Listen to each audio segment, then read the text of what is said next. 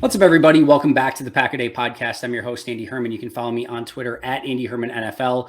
Could not be more excited for my guest today. My guest is a former Pro Bowl defensive back for the Houston Texans and Detroit Lions, a second-team All-Pro in 2014, totaled 24 career interceptions, 10 forced fumbles, 4 sacks, 2 touchdowns. He was a 4th-round pick out of New Mexico. You can follow him on Twitter at Glover Quin Jr., part of the Believe Podcast Network. My guest, of course, is the one and only former NFL safety, Glover Quin.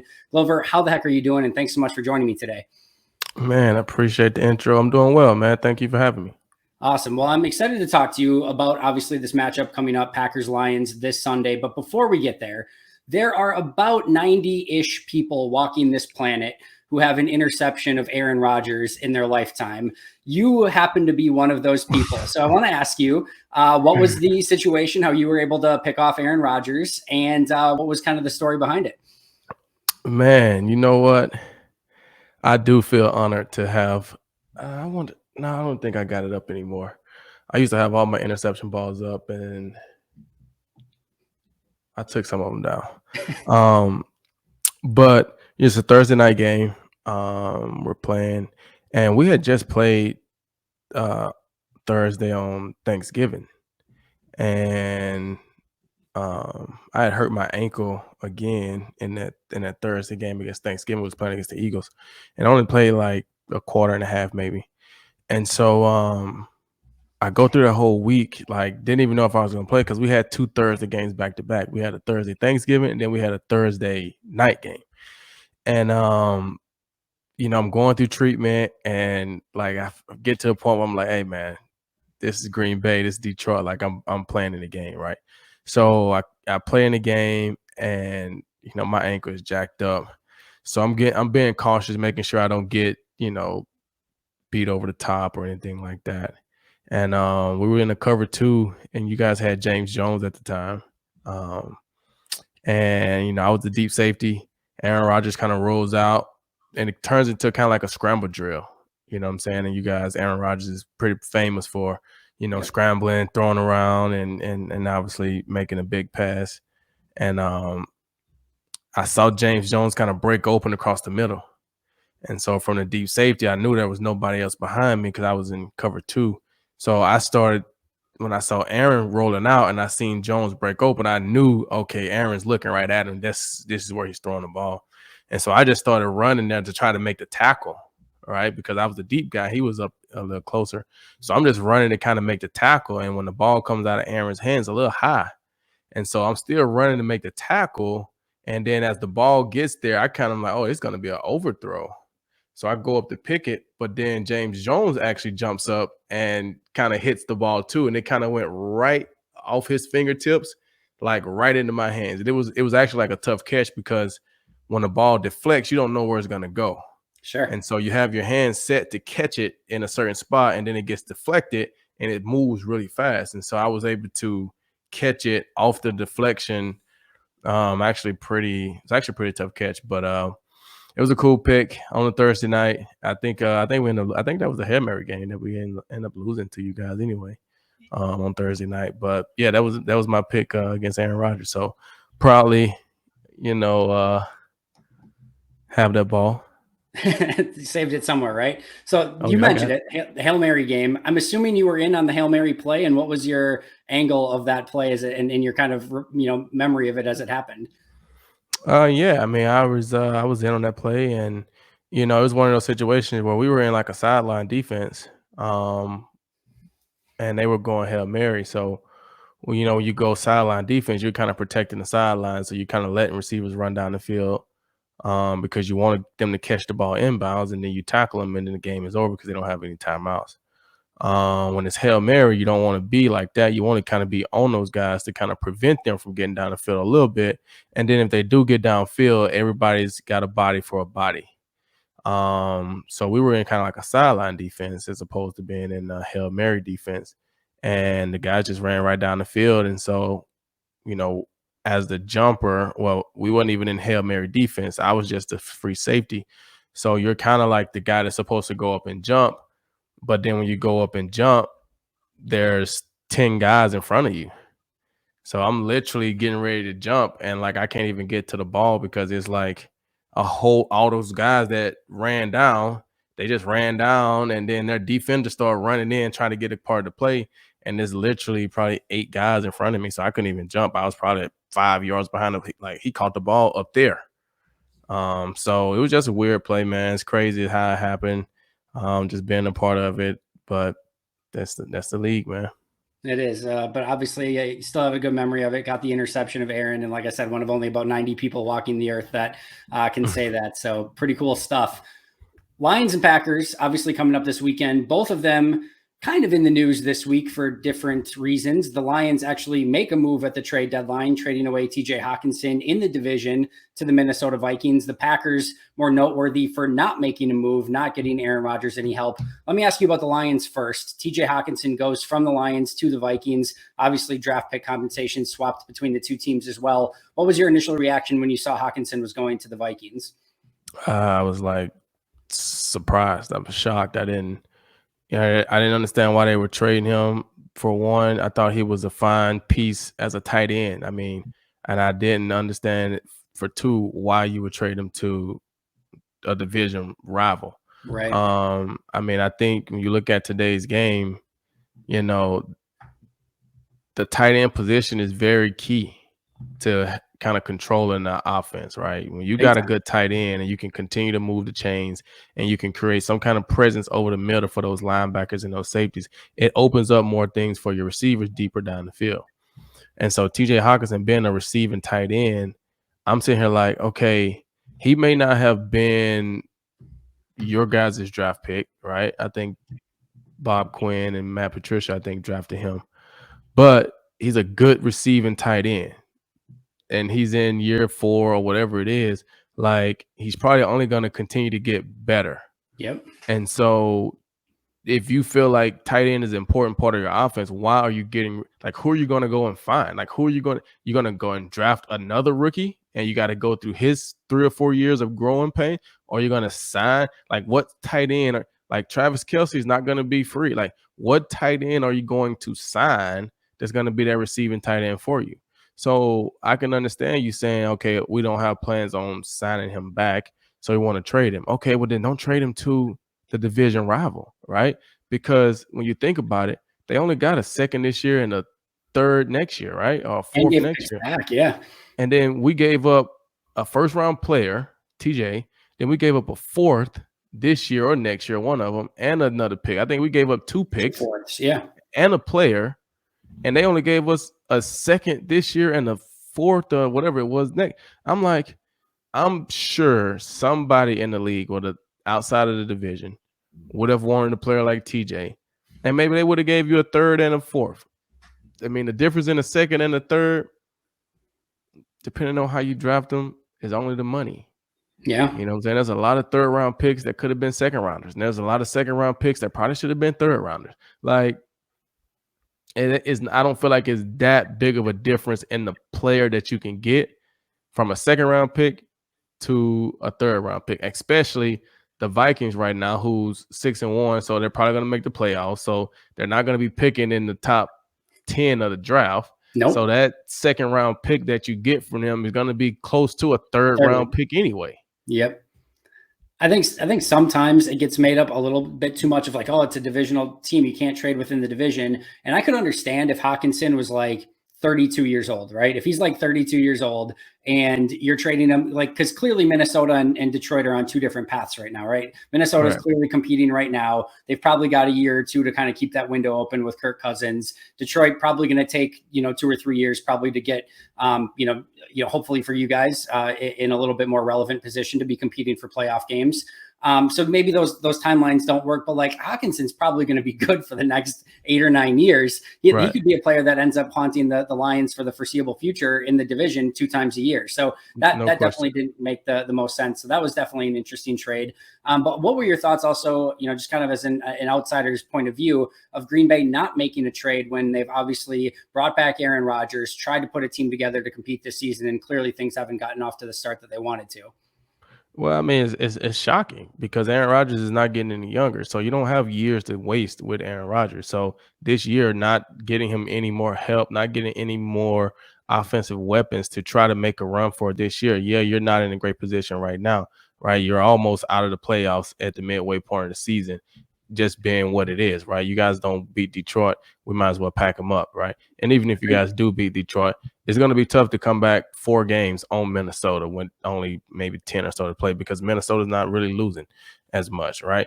And then to get in that wild card, right? You got a lot of teams that's going to be battling for that wild card. You got Seattle winning that division, so that means San Francisco and Seattle is going to be battling for a division and a wild card.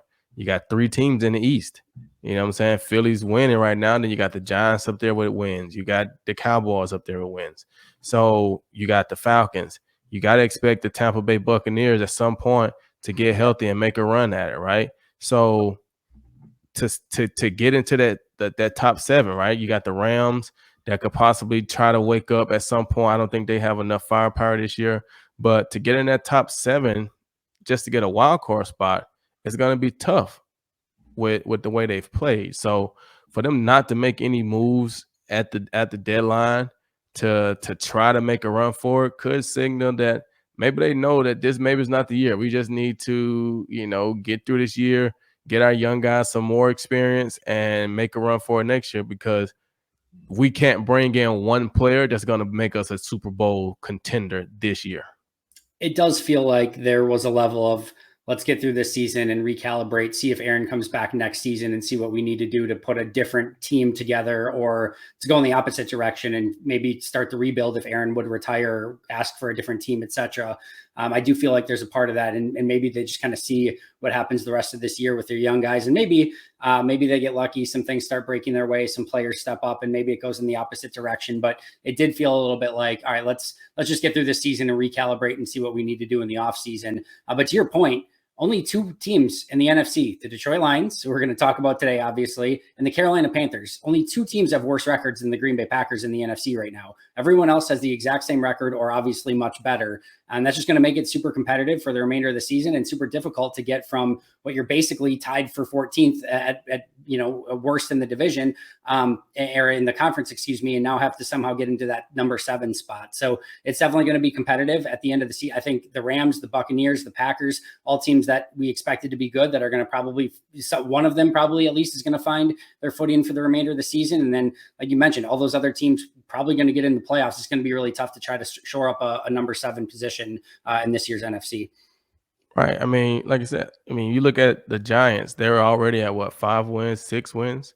So when back when they were 6-2, right? So back when it was, 16 game season, it was like a race to 9. If you can get to 9 wins, you give yourself a chance to get in, right? 8, sometimes you can get in at 8-8, but if you can get to 9-7, you're going to give yourself a chance to probably get in as a wild card, right? 10-6, you're almost a lock.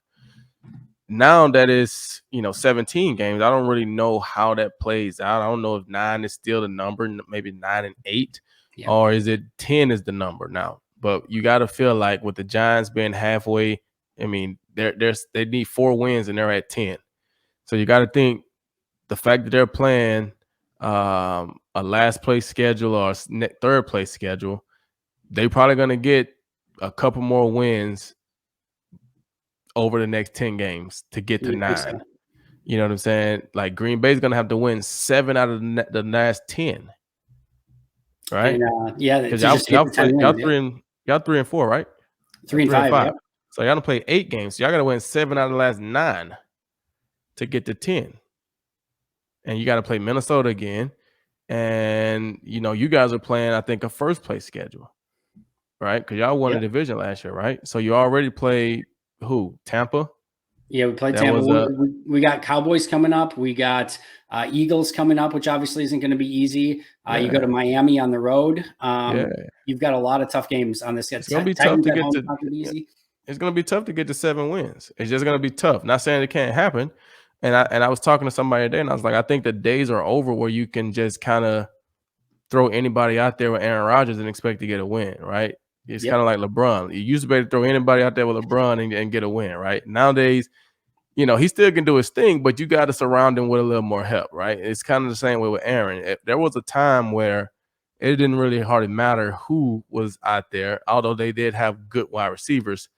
Aaron could do things that you felt like, all right, we're still gonna win this game because they can't stop Aaron. I don't think that's the perception right now. I think teams feel like Aaron's still gonna be Aaron, but he's not the Aaron of old. He's not the Aaron that'll run for 80 yards on third down by keeping the chains going, keeping the chains moving, or dancing around in the pocket and throwing the ball 60, 70 yards. He don't seem to be that guy anymore. He's trying to get the ball out of his hand. He's getting sacked. He's not. I haven't saw him escaping a lot of potential sacks as much as he used to, right? So now you have to be able to surround him with some guys that can make plays, that can protect him, and allow him to have to be Aaron Rodgers, 4 to 5 times a game as opposed to 25 times a game. And I don't think they're seeing it that way. No, I agree. And it's unprecedented times. I can't remember a time ever where you mentioned LeBron James, Kevin Durant, Steph Curry, Aaron Rodgers, Tom Brady, all sitting with losing records on their teams right now. So a little bit of unprecedented times in sports, to say the least. No question. Let's talk some Detroit Lions. Kind of give me your scouting report and your breakdown and kind of the state of the Lions. Obviously, they're one of those teams that is below the Packers, struggling a little bit right now, fired their defensive backs coach this week. So kind of what is the state of the team right now? Well, from me, from just watching it and observing those guys, I think they came into the season with a lot of expectations, a lot of high expectations, feeling really good, feeling confident. And I think the wrath of the season, hit them, right?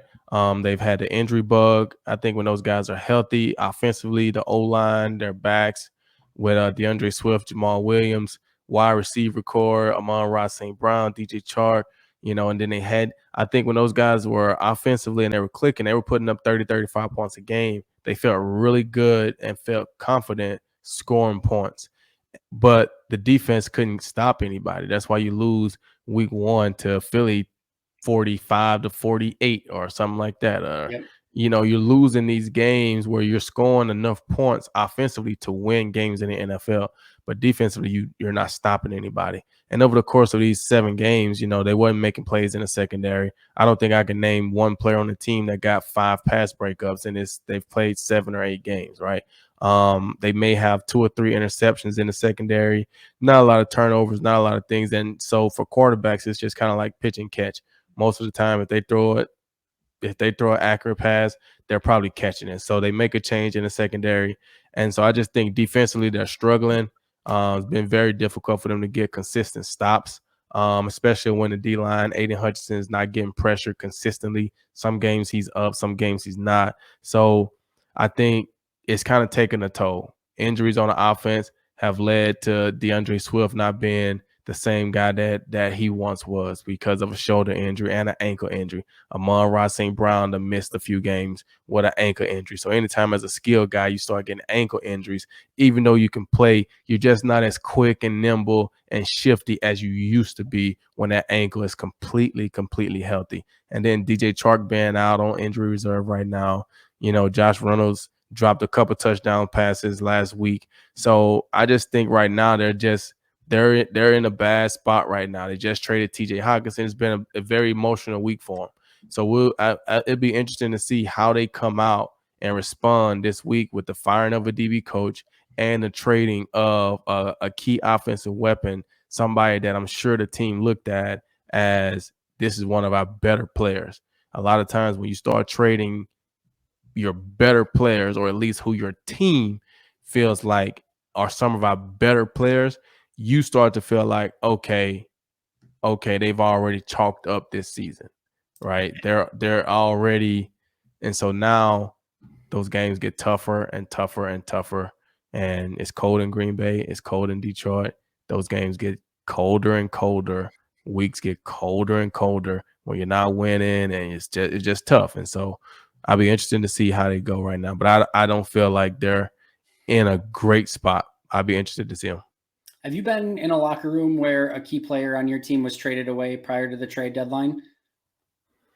Not that I can recall. Okay. It's not super common that it happens, but I do always feel like there is a residual effect in almost any sport. When a team picks up a guy at the trade deadline, there almost seems to be a little bit of a boost, a little bit of a spark that it gives the team, which is why personally, I expected Green Bay to do something, even if it was a smaller move, a late round pick for anything. I kind of just expected it to be like, okay, maybe this gives Green Bay a little spark and says, all right, we're still going to try for this season. I think the fact that they did nothing has its own connotation, but certainly if you trade away players, that definitely, I think, it just signals to players psychologically of like, okay, they don't believe in us, they don't trust in us, and I think that does send a message in some capacity. So I'm very interested to see how both of these teams come out, because Green Bay, a lot of people expected them to buy, they didn't, and how will the team respond to that? Detroit, I don't think they were expecting to sell a player like TJ Hockenson. I think the thing that, just going back to Hockenson for a second, the thing that does surprise me also about that move is the one thing that the Lions did have going for them is their offense. Their offense has been really good. I know it's been,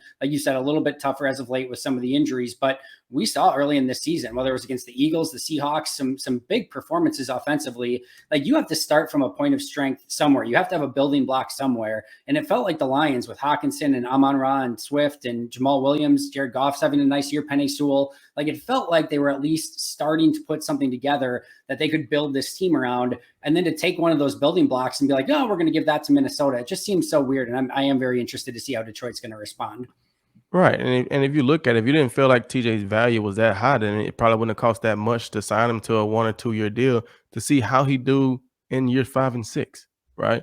But to get rid of him completely. And I think when you look at the trade deadline, there's certain teams that are going to make moves. Right. You got teams that you look at teams that are contending right now. You look at the Yep. Eagles, they bolstered their roster. Right. They picked up Robert Quinn. You look at the Ravens, they bolstered their roster. They pick up a Roquan Smith. You look at the Vikings, they bolster and they pick. So teams that feel like, hey, we got a shot this year. We need maybe one more player that can get us over the hump, or two more players, or somebody that can get us over the hump. We're going to try to make a trade because the window of winning in the NFL is small. And if I got a window that I can peek out of, then I think we're going to make a run for it this year. And then you got the teams that feel like, okay, well, we're not going to make it this year, so it's time for us to start rebuilding. So those are the ones that are dealing players. They're dealing good players, right? Denver dealing Bradley Chubb to Miami, right? Miami's a contender this year. Denver is not. So we're going to get rid of one of our good players, send them to a good team, and then we're going to get some assets to try to rebuild, right? So that's really what happens at the trade deadline. Teams that are not in it, they're getting rid of good players that they know they're not going to pay. And teams that are contending, they're trading to get those good players. And they're giving up, like I say, they'll give up a first-round pick because I plan on being in the Super Bowl. So my first rounder is going to be the 32nd pick. That's just like a second rounder. So it don't hurt them as bad. So that's why they're coming off those picks to get good players that can help them win right now. No, it makes a ton of sense. I have to ask you about Jamal Williams, one of the favorites amongst Packer fans. I know even though he's playing for a division rival right now, I know a lot of Packer fans still cheering him on. How's his season been so far in Detroit, and what's he brought to the team? Well, I mean, Jamal has been exactly what you thought he would be. He's been a good, running back. He's been a good short yardage guy, goal line. I think he's got multiple touchdowns in 3 or 4 games. I think he's an NFL record for, guys having multiple touchdowns in the first 8 games or something like that they put up last week. So he's definitely getting the ball in the end zone, especially when you get close down there. But he's been running the ball well. He's a fiery guy, brings a lot of energy to the team. He's been a leader. He's had to step up more with DeAndre Swift being injured. But they got 2 totally different games, right? Jamal is more of a between the tackles, hard-nosed, physical, spark running for you, short yardage goal line type of guy. And I think he's done that. So as long as you're doing what they pay you to do and playing your role to the best that you can do it, I think you're doing well. I think we get in trouble when we try to make Jamal Williams be DeAndre Swift. He's not DeAndre Swift, so we can't expect him to do the things that DeAndre Swift does in his absence. So I think Jamal Williams has been fine. Awesome. All right, let's talk about this game specifically. A key matchup that you are watching for, something that you think could ultimately decide this game. Both of these teams desperately need a win. I know, probably Detroit not exactly thinking playoffs at this point, but either franchise could desperately use a win at this point. Right. And Detroit always wants to beat Green Bay. It just is what it is. Probably can say I think my time in Detroit, I think we probably got the best of Green Bay, even though it was some great battles. I loved playing against Green Bay. But I think the best matchup probably for me this game is obviously going to be Aiden Hutchinson against whoever he's going up against, trying to get to Aaron Rodgers. That's going to be the matchup. I don't think we have anybody, I don't think you guys have anybody that I'm interested in seeing wide receiver versus DB. And, with as much as they move Amon-Ra St. Brown, I can't say that they're going to match Zaire up on him. So I don't think it's going to be any wide receiver DB matchups. And, I don't really know or get into the O-line, D-line matchups. I'm a skill guy. You know what I'm saying? Yep. So I think, though, to have an impact on the game, if Aiden Hutchinson can be effective, our D-line can get some kind of pass rush, because we just talked about how Aaron is not trying to run, or he's not doing as much in the pocket as we've seen in the past, that we've become accustomed to seeing from him. So if we can get some pressure on Aaron Rodgers and not let him get out the pocket and turn into a younger Aaron Rodgers where he's running all over us and throwing the ball down the field, I think they give themselves a better chance. So I'll be interested to see how Aiden Hutchinson plays against whoever he's lined up against, left side, right side, wherever they put him. That's going to be the key matchup for me. Hutchinson versus Bakhtiari, if Bakhtiari plays this week, could be just a lot of fun.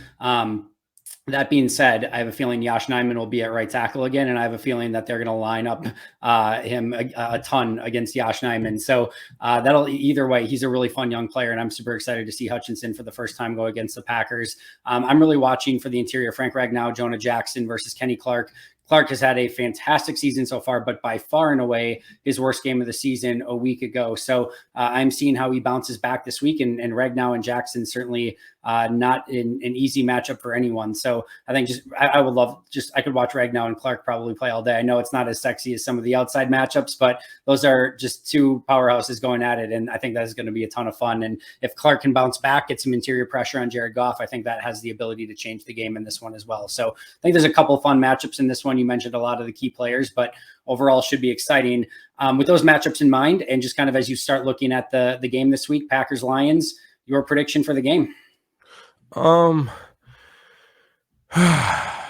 Man, that's a tough one. Because I think both teams are desperate. I think the Packers are desperate to get a win to keep any hopes of making the playoffs, and to keep everybody off their heads, because if they lose to the Detroit Lions, it will not be good for Aaron Rodgers. I think we've been on Aaron Rodgers, on his side basically, and blaming and saying stuff about his receivers and his supporting cast.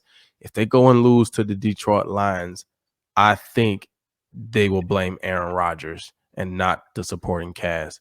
So I think you guys are desperate, but I think what the Lions, have done this week, and the message that Dan Campbell preaches is grit and toughness and this and that. I think they're going to be desperate to try to get a win too, to try to show some mental toughness, that through all the adversity of losing the coach, trading a good player, that we are still a tough, resilient bunch. So I think both teams are going to be playing very, very, very, very desperate.